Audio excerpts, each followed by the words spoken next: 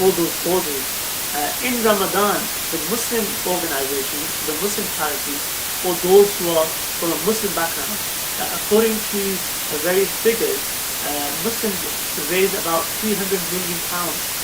300 million pounds. 300 million pounds in Ramadan every year. So the Muslim donors, Muslim charities, are able to raise a substantial amount of money from the UK. And I see in the UK, because a lot of people are very affluent, they're very giving.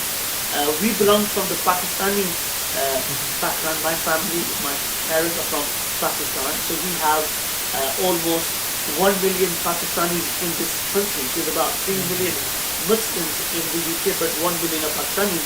So we see that people from the Pakistani background, again, this is all research and in terms of analysis, the Pakistani donors are the most giving when it comes to the month of Ramadan. There are other Muslims that do give, but we see a very huge number of donations coming from those that come from Pakistani background. And they will, majority of those people give money for Pakistan, but they are also very giving for other causes. So they are giving to places like Indonesia, they're giving to places like Africa, to Syria, Yemen, etc. And then we see many of these organizations operating. COVID-19 happened, this pandemic happened. People felt that there might be a big loss in donations because people don't have jobs. Who's going to pay the zakat? Who's going to give sadaqah? So even as organizations like Minhaj Welfare Foundation, we have to sit down, have a meeting and look at the strategy. How can we get our message across? Because majority of our donations come to masajid, come to the mosque, come to one-to-one meetings. In Ramadan we hold a lot of charity events. But because of these restrictions, social distancing, lockdown, we weren't able to go out there and do the fundraising. So what we did, we changed our strategy. We said that there is still an opportunity for people to donate and to give. People always want to give to charity. They want to give their zakat. This is one thing that as Muslims we have to realize. In the Quran, there are so many Quranic verses, the importance of zakat. وَأَقِيمُوا الصَّلَاةَ وَآتُوا الزَّكَاةَ, and the reference of zakat is mentioned many times. And then we have an entire verse which talks about who can you give zakat to. إِنَّمَا الصَّدَقَاتُ لِلْفُقَرَاءِ وَالْمَسَاكِينِ. There's 8 or 9 different categories to whom zakat is given. So all of these things, they play an important role in the minds of people. So when it comes to the month of Ramadan, where people give the zakat, they will generally give zakat. You might see now people giving less because of the situation, but alhamdulillah we've seen a huge donation. If I was to say that the coronavirus or pandemic or COVID-19 has stopped donations, this is the truth. It actually helped to increase donations. And that's because sentimentally Muslims are encouraged through ahadith, through prophetic conditions. When you give, this is in the hadith of the Prophet ﷺ, that when you give charity or when you give sadaqah, Allah subhanahu wa ta'ala doesn't decrease your wealth. We hear so many ahadith like this. Or for example, the best form of charity is to give clean water to people. The best form of Islam is to give charity, or smiling is charity. So all of these connotations that we see in Quran or Hadith, it helps encourage Muslims to give, especially to Muslim charities who are doing some great work. So alhamdulillah, there are challenges. The challenges is basically getting your message to the donors, getting your message to the people. One of the biggest challenges that we see now is that this industry, as I would call it, has become very saturated. The biggest challenge that we would face is finding the right people to donate to, finding the right organizations to donate your money to. Accountability, transparency, these are very important things that we have to consider. Yeah, I've seen a lot of charities in UK. I don't know the number, but when in terms of Muslim charities, I can see there are a lot of advertisement in the even in the YouTube. There are a lot of Muslim charity in the based on YouTube, but I've never seen in your organization. Do you have any special? How do you how do you connect with your donors? Do you have like special event or special program for them or something like that? So we everybody is doing Google advertisements. Everybody is Yes. doing YouTube advertisements. But like I said, it's a massive industry. You'll be amazed how much is being spent or invested on online marketing. It's a very big competition. There are other organizations that are spending a lot of money.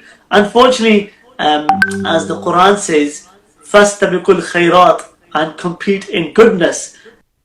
So there's a lot of charities competing with one another.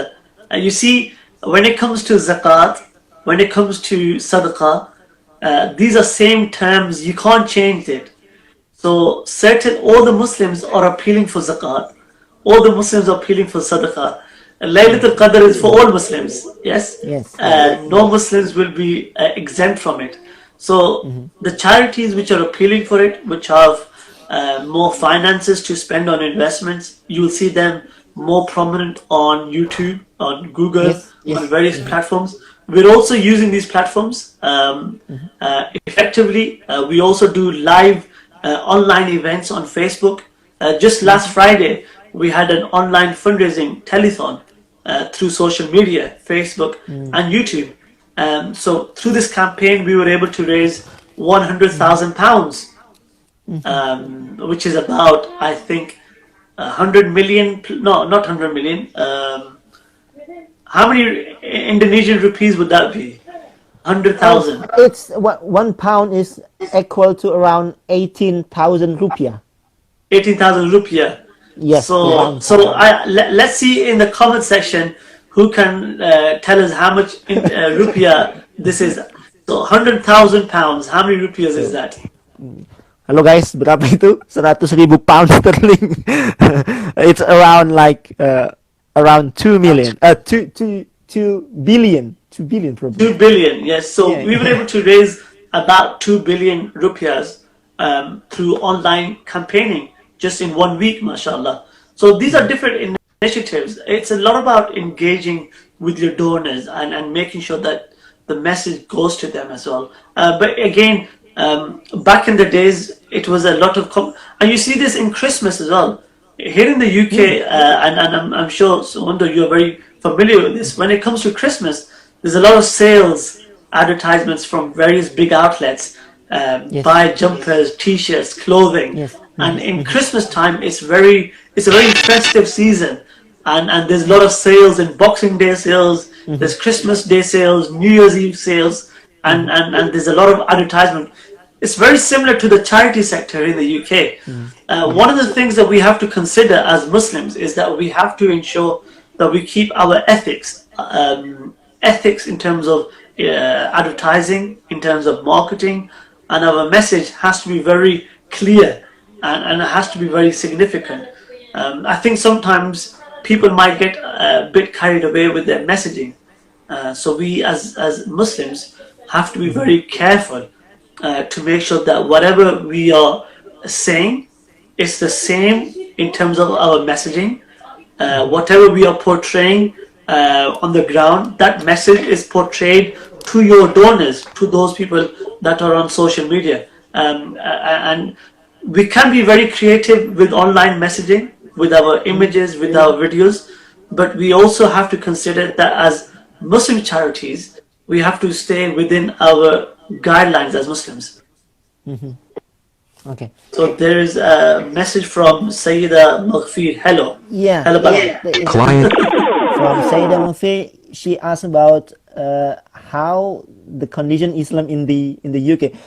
Basically, I've just started studying here, starting from the last September. So this is my first experience in the UK, and you can share with us how this pandemic, how this COVID-19 has different Ramadan for you actually. to answer this. Oh, so there's two parts. UK, sorry, for Muslims living in the UK. Again, you got to understand that Islam here in this country has been um, being practiced for not just the past 20, 30 years, but for many 100 years. We've had one of the oldest mosques in Woking in the south of the UK for more than 100 years, mashallah. Mashallah. Since the Muslim migrations from the subcontinent, India, Bangladesh, and Pakistan in the 50s, we've seen many mosques. Even in Southampton, you would see many Yes, mosques in yes, Southampton. yes, One yes. of my friends is an imam at the mosque in Southampton, Bashir Mosque. Oh, Uh, Imam Rizwan. Imam Rizwan. Yeah, yeah. Yeah, Imam Big Rizwan guy. is my yeah. Imam Rizwan is my friend. He Ah, studied with me really? Yeah. in Cairo, and we also have a mosque across the UK. So Alhamdulillah, we are given opportunities to build our masajids. We are given our opportunities to celebrate Maulid al Nabi. There are massive gatherings on the streets during the 12th of Rabiul Awwal. Muslims will celebrate Maulid of the Prophet, and they will have events and gatherings. They will walk on the streets, have processions. These are things which are very considered as a very good gesture in this country. Nobody is stopped from practicing their faith or expressing their thoughts. Um, what you will have in any society, you will have a certain number of people, and remember, there are very few, a couple of eggs or bad apples in every society, and they don't represent the voice of everybody. They only represent a voice for very few people who will be very demeaning to Islam and will have racial tendencies. But very few, majority of the people that we see are very open. There's a lot of initiatives now. A lot of organizations have started initiatives where one day in the year is committed to inviting your neighbors, non-Muslims, to mosques. We see this, that there's open days where non-Muslims are coming into the mosques and seeing how Muslims are practicing their faith, looking at Salah, going into the ablution areas, seeing how people are doing wudu. So these are Oh, things which are being observed a lot.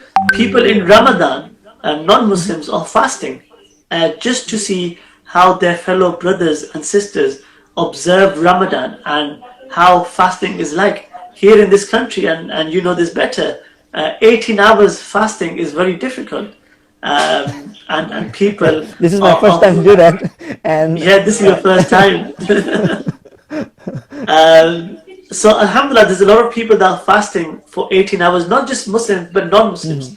And also we see that Azan is being called out. There's being broadcast on BBC, special messages.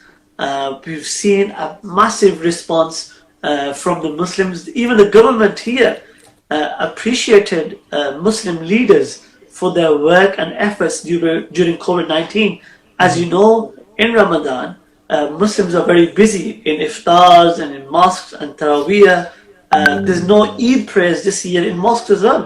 So it's a very yes, big yes. sacrifice. And I don't see Muslims complaining, but instead they are encouraging other Muslims to follow and observe the rule set by the government, the laws set by the government. So Alhamdulillah, Muslims are very considerate groups of societies, people in this country as well. And I think that helps a lot living in this country. Yeah. Yeah. But I I've also feel the same, that I think for Muslim here, these people here are very welcome. I'm I'm staying here at Southampton, and I've there are a lot of mosques here, and they're very welcome to us. So, but the Tarawih, there's no Tarawih now, but I think, like you said, that the how Muslim do here in the UK it's getting better. Do you feel like uh, do you feel like that, or how about this politic issue, but the populism or something like that? Do you feel any? Like I said, I don't look much on the issues, and remember, most of these issues are exaggerated from people that want to create disunity among societies. Let me just give you an example, Brother Suwondo, and I know a lot of people might relate this to them as well. Even during the time of our Prophet Muhammad in Arabia, in Mecca, you see, one of the things that they did was they tried to create disunity amongst the Muslims in society, to create frictions and to distort the message. Islam has a very simple criteria, that when anybody brings any message to you, you have to verify that. So as Muslims, it's important that we listen, we're very open, and we see where is the information coming from, and try our best to get rid of disunity. Unity is the most important thing, and that unity is not just amongst Muslims, but it's amongst everybody in society. If you're going to live a very prosperous society and live in a very harmonious environment, the best thing is that you got to engage with your neighbors, and your neighbors might not be Muslims. They will be non-Muslims, or they do not know about Islam or your culture. They do not know why you're wearing a hat like that, and what is that pattern. So it is your this is called peci in Indonesia. Patchy, yes. So you have to explain to them who you are, why you wearing this patchy, what is this design, which organization you belong to, which culture you belong to, and you'll be amazed when you speak to the to the indigenous community here in this country, to the non-Muslim community. They will be amazed to hear what you have to say about your country. As soon as you begin speaking, they feel confidence, and one of the things that we lack in this country is that we don't speak up. We're very and I see this, and again, apologies by me saying this, the Indonesian community is very strong in Indonesia, but in the UK you're very quiet. You're within your own societies and within your own student groups, and the Indonesian embassy, we know them very well. They're very close amongst themselves, but we need to get out more. You need to build your relationships with other communities and integrate. There's a lot of massages here. I would love to see, and I would like to see some Indonesian massages here in this country, run by Indonesian fellows and Indonesian people, because you guys have some beautiful massages in Indonesia. Nah, mana nih viewer itu guys, masukan yang sangat luar biasa. We are thinking the same way like you do. We feel that it's a bit awkward for us, like we are Indonesian as the biggest Muslim in the world, but we don't have any Muslim any Indonesian mosque here and in UK, and we are doing this initiative trying to gathering people, and probably this discussion, and then people can see this discussion, how you think about us, can give some insight for us. That is also one of our concern, that we need to, like, for our representative here, or Indonesian mosque here. Dan itu guys, masukan yang sangat luar biasa dari Mr. Adnan. And a part of these your professional activities, ada tag dari Rizal I, that's my colleague from Indonesia. Apart from these professional activities, from your own personal activities, do you like football, or do you any? Yeah, I like soccer. I play football, but I haven't played soccer or football in a long time. My favorite team is Liverpool. Liverpool. It's nearly champion now. Yeah, well, it depends if the Premiership is still open. But I played a lot of soccer and football But because of COVID and because of my work, I have not been able to play as much as I wish to play. But I played a lot of football, soccer. Um, is also something that we need to consider too as well. Sorry, Yeah. cricket. Cricket. I'm not Cricket. sure. Yeah, if you No, we guys don't. play We cricket, don't play that in Indonesia. Yeah. yeah, I'm not really but sure, but how to play it. but I think we should really see how we can get cricket into Indonesia too. Yeah. When we are talking about football, then Indonesian people love football. It's like more or less here in the UK. We do football in every place. Uh, Back again with your charity. Did you? Oh, in hello. Kayaknya. Yeah. Is it hello? That, that's your sound. Are you still on with us, brother?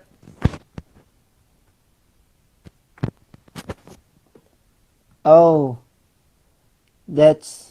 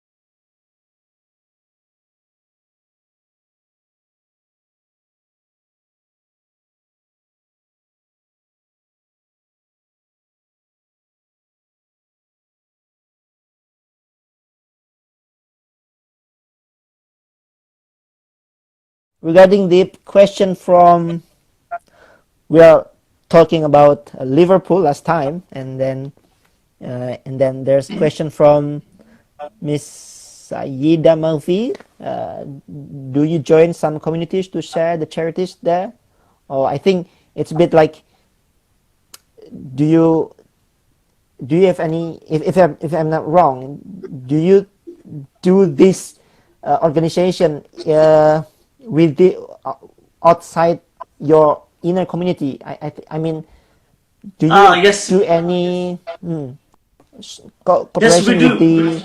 the Non-Muslim, yes, we do. We do. So there's a lot of activities that as Minhaj Welfare Foundation we do. We engage both Muslims and non-Muslims. We engage with the civil societies. We engage with government departments. You see, as an organization, one of the things that we just don't do is fundraise. There's a lot of advocacy work that we do. We create awareness of issues, global issues, national on a national level. So not long ago, we organized a conference on hate crime and on violence in this country, in London in particular, because there's a lot of shootings and a lot of killings in London. So we did a program where we engaged various members and various sectors of society. We brought them together to discuss and find a solution to come together and tackle these problems. So we are constantly working with a very diverse range of people, diverse range of societies, of groups, because as a Muslim organization, I think you have a responsibility not just working amongst Muslims, but you also have to do a lot of integrated work and diversify the work that you're doing. Okay. Yeah, I think it's probably answered the question from Miss Saida Melville. In terms of the regulation, we are now starting our own charity, Nahdlatul Ulama charity, and we're just starting this year. Is there any special thing that we need to consider? I mean, from the regulation or something like that. So basically, here in the UK, you have something called Charity Commission. The Charity Commission is the regulatory body which holds the charities accountable. Remember, as soon as you become a charity or a registered charity, you're then collecting donations or money from the people in this country. So one of the things that the Charity Commission does is to ensure that the charity is accountable and transparent in the donations that they raised. So with every pound that you donate, you have to submit your financial report at the end of the year, which is very important. You have to explain who you got the money from, how you got the money, and how you spend that money. So These are important aspects that we have to make sure. it's about the accountability, right? Yeah, accountability is one of the most important things. And remember, accountability isn't just based upon the laws of this country, but it's also based on. Yeah.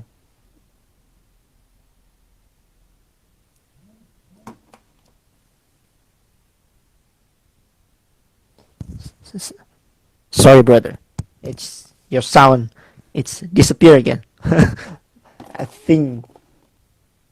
think you should leave again, and then I can't. Sorry, your son is disappear again. Sorry.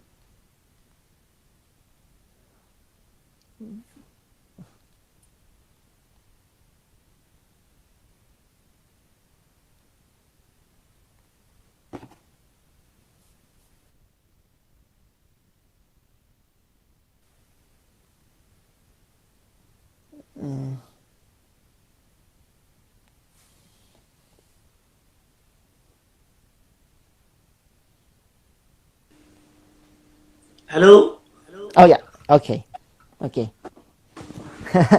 Let's continue with the accountability issue. Yes. So accountability is very important in this country, um, and now there's a lot of messages. You see, as the years have expanded and as the years have gone on, a lot more charities, a lot more donors, the ones that are giving, are becoming more acute, are becoming well acquainted with charities. There's a lot of information through social media, through online, through TV, through print media. So people are becoming more aware and conscious of how their money is being spent and who the money is being given to. There's a massive demand from the donors. There's even policies on fundraising. Not so long ago, there was a massive debate on how you should fundraise because there was many issues here in this country. People were very aggressive in their fundraising. I'm not sure if you've seen this, but if you go into the main city centers or the shopping malls, you would find people wearing charity clothing and having a bucket in their hands, some money boxes, and they would be going to people, give me some donations, give me some donations. And some of this was very aggressively done. Just like a salesperson would be very aggressive in selling something, the charity people were considered like salespeople. They would knock on your doors, they would give you phone calls, or they would make a phone call. So there's a lot of aggressive activities happening. So the government then created a guideline in terms of fundraising because a lot of donors don't want people harassing them with too much information.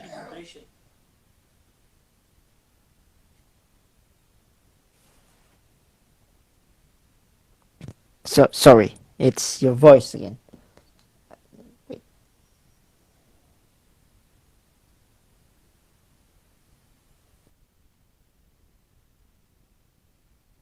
We'll remove you again, and then I'll try to.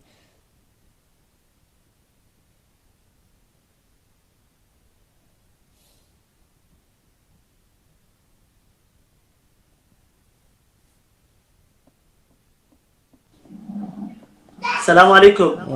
Yeah. Wa alaikum salam.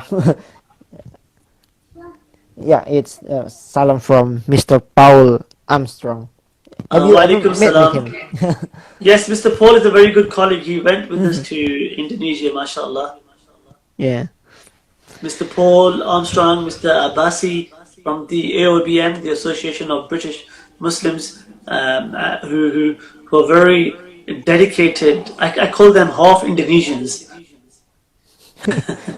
I've just known him from the Facebook. And it's amazing how you can feel connected through social media. Alhamdulillah, it's this amazing factor that everybody is becoming connected. And you were talking about accountability and through social media. So one of the things that the charity sector in this country is becoming very strong and very rigid on charities. So it's not a fact that you collect money, but you also